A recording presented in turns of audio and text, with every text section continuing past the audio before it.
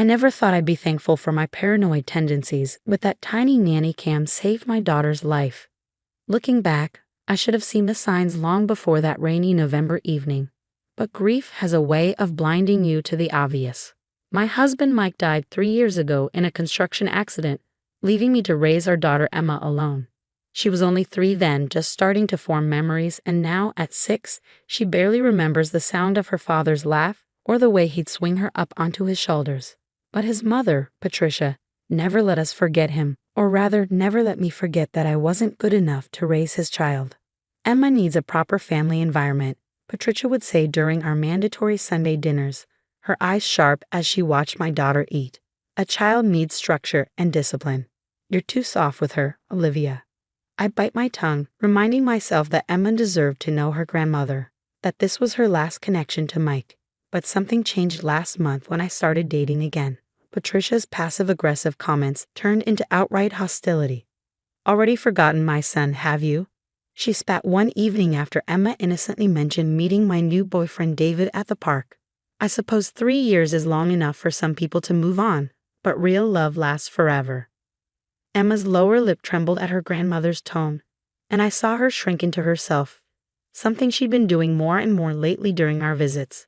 That night, I ordered the nanny cam, just a precaution, I told myself, probably unnecessary. I wish I had been right. "Mommy, do I have to go to Grandma's?" Emma asked last Wednesday morning, clutching her favorite stuffed elephant. "My tummy feels funny." "It's just for one night, sweetheart," I assured her, packing her overnight bag. "I have that late meeting with the new clients and Grandma misses you." The words tasted like lies on my tongue, but what choice did I have? Patricia had offered to watch Emma, and my regular sitter was sick with the flu. I tucked the small camera into the front pocket of Emma's backpack, disguised as a cute panda keychain. "Remember what I told you about the special panda?" I whispered as I helped her put on her rain jacket. Emma nodded solemnly. "Keep my backpack with me and make sure Panda can see everything." "That's my clever girl." I hugged her tight, trying to ignore the knot in my stomach. "If anything makes you uncomfortable, you call me right away, okay?" "Okay, Mommy." She hugged her elephant closer. "Can Mr. Trunks stay in my backpack too? So Panda isn't lonely?" I helped her tuck the elephant in next to the camera. Perfect spot. Now they can keep each other company. Patricia was waiting at her door when we pulled up, her face pinched with disapproval as she eyed my work clothes. "Really, Olivia? A skirt that short for a business meeting?" I kissed Emma goodbye, whispered "I love you," and forced myself to drive away. The meeting ran later than expected, and by the time I checked my phone at 9 p.m., I had 3 missed calls from Patricia. "You need to come get her." Patricia's voice was cold when I called back. "I won't have this kind of behavior in my house." "What happened? Is Emma okay?" "She's fine, but she's been impossible. Refusing to eat her dinner, crying over nothing, asking for you every 5 minutes. I've tried to be patient, but she needs to learn she can't always get her way. A night in the rain might teach her some gratitude." My blood ran cold. "What do you mean, in the rain?" "She's on the back porch." "Don't worry, it's covered." Patricia's voice dripped with satisfaction. Sometimes children need tough love to learn respect. My mic turned out perfectly because I didn't coddle him. I gripped my steering wheel so hard my knuckles turned white, already turning the car around. "She's 6 years old, Patricia. Let her inside right now." "Spoiled brats don't deserve shelter in my house," she snapped. "Either she apologizes properly and starts showing some respect, or she can stay outside until you get here. Your choice." My mind raced. The camera, was it still working? I pulled into a gas station and grabbed my tablet, hands shaking as I connected to the live feed. The image was dark but clear enough. Emma huddled in a corner of the porch, still clutching her backpack, her small body shivering in her thin pajamas as rain pounded the roof above her. Through the camera's microphone, I could hear her crying softly, calling for me between hiccuping sobs. "I understand," I said into the phone, keeping my voice steady despite the rage building in my chest. "I'll pick her up tomorrow morning as planned. Let her think about her behavior overnight." Patricia's surprise was audible. "Well, I'm glad you're finally seeing reason. Perhaps there's hope for you yet." "Oh, there's hope all right," I whispered after hanging up. "Just not the kind you're expecting." I was already dialing 911 as I sped toward Patricia's house. the tablet propped on my dashboard, recording everything. When the dispatcher asked for evidence of the emergency, I smiled grimly. "Don't worry," I said, watching through the camera as Patricia opened the back door. I arrived at Patricia's house the same time as the police, my tablet still recording everything. 2 officers approached the front door while I hurried around to the back, my heart pounding with each step. The rain had gotten heavier, and I could hear Emma's sobs before I even reached the porch. "Baby, I'm here," I called out, rushing to gather her shivering body in my arms. She was ice cold, her pajamas soaked despite the porch's partial cover. The thin blanket Patricia had thrown out lay in a wet heap, completely useless. Mommy," Emma stuttered through chattering teeth, clinging to me. "I'm sorry I was bad." "You weren't bad, sweetheart. You did nothing wrong." I wrapped my coat around her just as I heard Patricia's outraged voice from inside. "What is the meaning of this? You can't just barge into my home." "Ma'am, we received a report of child endangerment," one officer stated firmly. "Where is your granddaughter?" "This is ridiculous. I was simply disciplining an unruly child. In my day, we understood the value of tough love." I carried Emma through the back door, her small body trembling against my chest. Patricia's face went from indignant to pale when she saw us, especially when she noticed the 2 officers behind her. "Officers, I can explain everything," she began, but I cut her off. "Can you explain this?"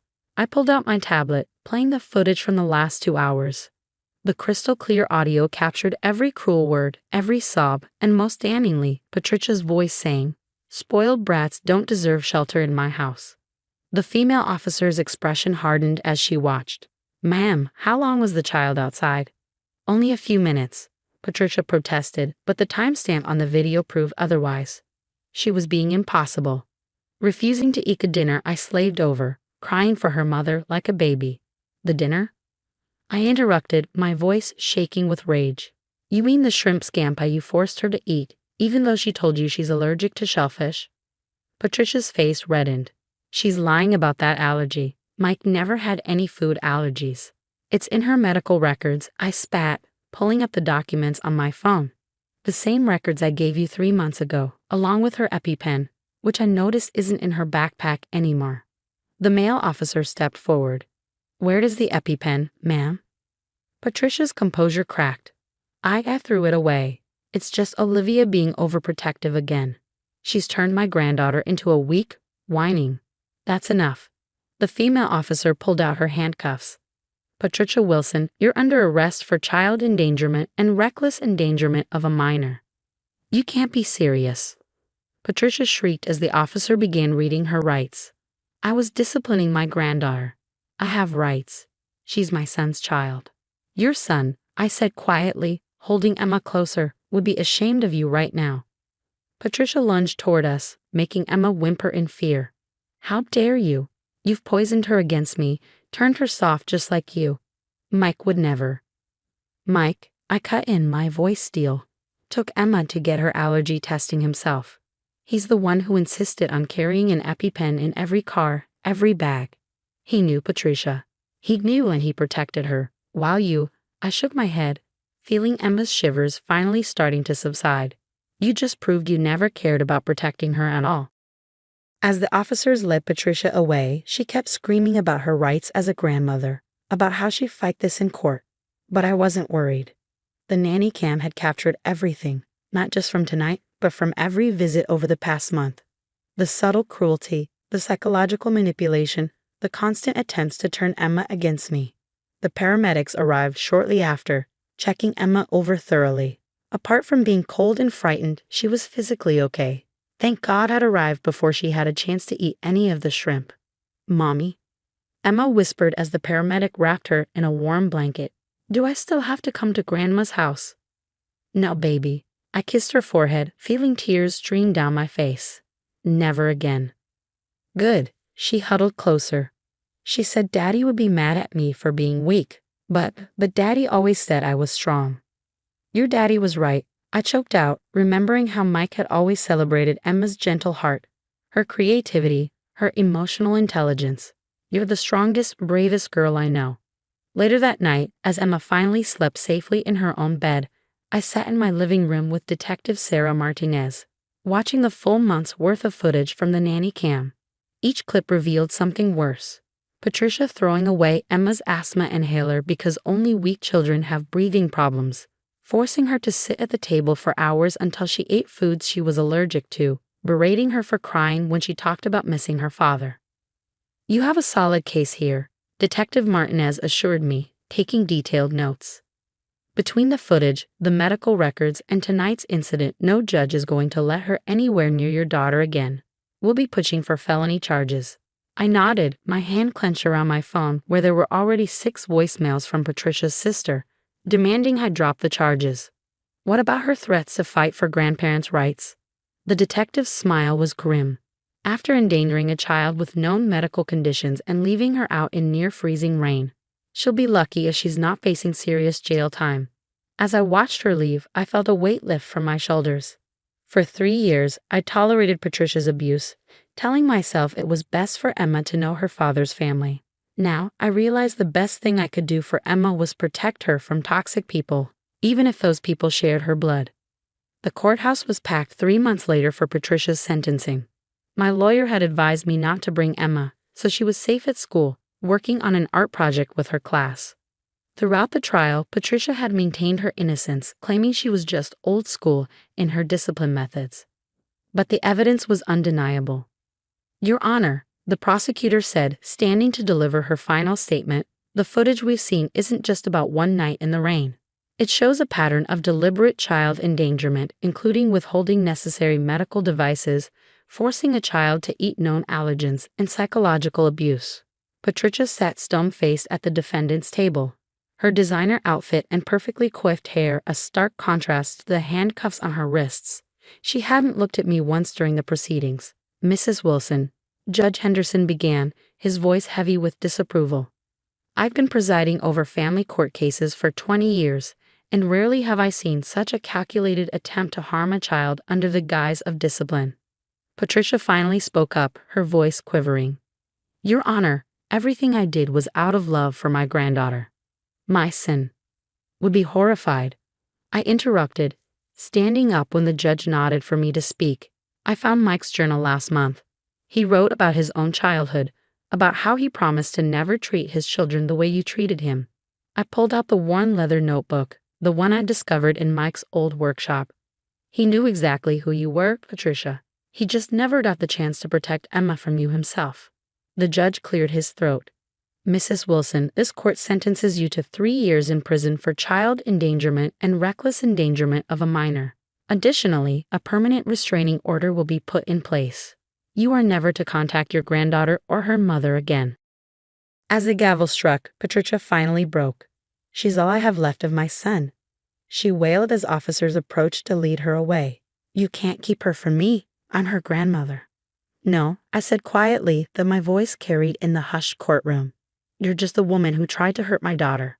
Blood doesn't make you family, love does." Walking out of the courthouse, I felt lighter than I had in years. My phone buzzed with a text from David, who'd been in unwavering support through everything. "Emma's art project is done. She can't wait to show you." "How'd it go?" I smiled, remembering how naturally David had fit into our lives, how gentle he was with Emma's trauma-induced fears. Unlike Patricia, he understood that strength didn't mean an absence of emotions. When I arrived at Emma's school, she was waiting with David, proudly holding up a large canvas. My breath caught. She'd painted our little family, her and me in the center, David slightly to the side with his warm smile, and above us all, a glowing figure I recognized as Mike, watching over us. "See, Mommy?" Emma pointed to the painting. "Miss Collins helped me make Daddy an angel. And look, I put Mr. Trunks and Panda in too." Sure enough, her stuffed elephant and the camera-turned protector sat at our painted feet. "It's beautiful, sweetheart." I hugged her close, breathing in the scent of crayons and kid shampoo. "How about we hang it in the living room?" "Really?" Her whole face lit up. "Can we put it where Grandma's old picture was?" I exchanged a glance with David, who squeezed my shoulder supportively. The spot she meant had held a formal portrait of Patricia's family for years, my attempt to keep Mike's memory alive for Emma. Now I realized there were better ways to honor him. "That's the perfect spot," I agreed. "And maybe this weekend we can go through Daddy's old photos, Pick out some happy ones to put up too. Can we put up the one from the beach? Emma asked excitedly. Where Daddy's teaching me to swim. Absolutely. That evening, after Emma was asleep, I sat with David on the porch swing, the same tablet that had saved Emma now showing happier videos.